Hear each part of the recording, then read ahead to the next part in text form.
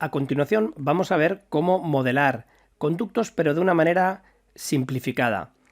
Este sistema se denomina marcadores de posición y está en Sistemas, Marcador de posición, y nos va a servir para modelar conductos de una manera simplificada. A efectos prácticos es exactamente lo mismo que modelar conductos, pero cuando nosotros modelamos un trazado por marcador de posición, solo se representarán líneas y no se modelarán las uniones ni las transiciones. Cuando vayamos a dibujar por marcadores de posición, tendremos que revisar todas las variables que componen el modelado por marcador de posición.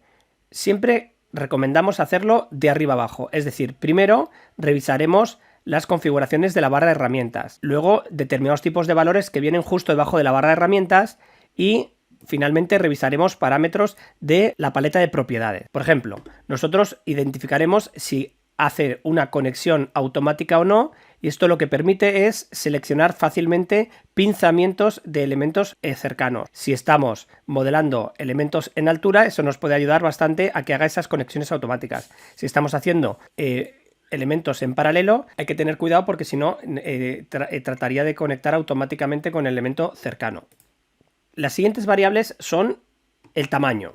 Aquí le indicaremos el tamaño correspondiente del conducto, sabiendo que estamos haciendo marcadores, que esto solo se convertirá en conducto en un momento determinado.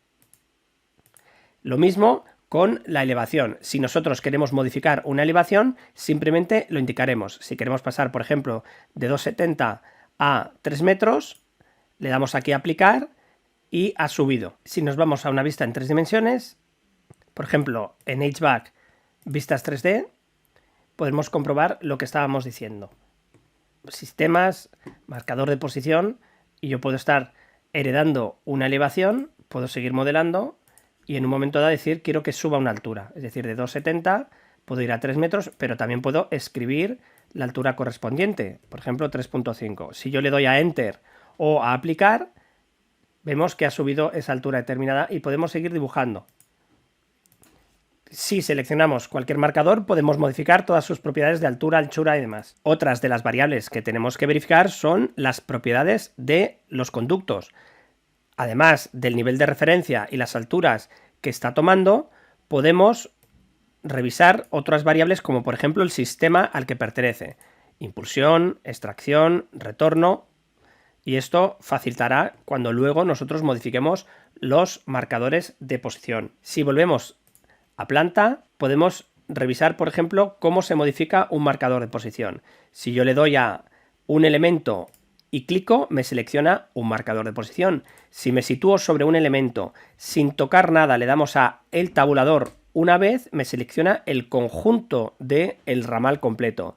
Si yo ahora pincho, vemos que nos aparece unas variables de modificación de ese ramal seleccionado y podemos hacer una serie de modificaciones. Por ejemplo, cambiar el tipo. Le decimos que en vez del tipo de con injertos nos ponga de ángulo recto con injertos o redondo. Ahora en la sección es ovalada en este caso. Lo vemos porque en planta el símbolo de altura lo tenemos puesto de esta manera. La simbología de los trazados es indiferente del nivel de detalle de la vista. El nivel de detalle de la vista sí que afectará a los conductos realmente realizados, que aparecerán con una línea, pero no a los marcadores de posición. Si seleccionamos de nuevo, repasamos que podemos volver a aplicar tipo y esto volvería a aplicar el enrutamiento que tiene predefinido. Si nos ha cambiado, no es necesario. Y otra opción es convertir el marcador de posición en un conducto. Pincharíamos y ya los pone con su verdadera magnitud. Si nosotros tenemos dos ramales diferentes de marcadores de posición, por ejemplo, vamos a modelar a uno, cuidado si modelamos a una altura que está muy alta y no está en el rango de vista, nos saldrá un mensaje o que no se está viendo este elemento. Si queremos que se vea, pues en este caso bajaremos a 250, por ejemplo, y ahora voy a modelar otro elemento. Si nosotros le damos a seleccionar los dos elementos, tenemos la opción de que nos haga una solución de enrutamiento y él buscará una manera de unirlos automáticamente. Esto es muy práctico cuando tenemos claro determinados tipos de ramales, pero no sabemos exactamente cómo conectarlos o queremos ahorrarnos algún tipo de paso. Finalizamos el enrutamiento y con esto hemos repasado las principales funcionalidades de modelar con marcadores de posición.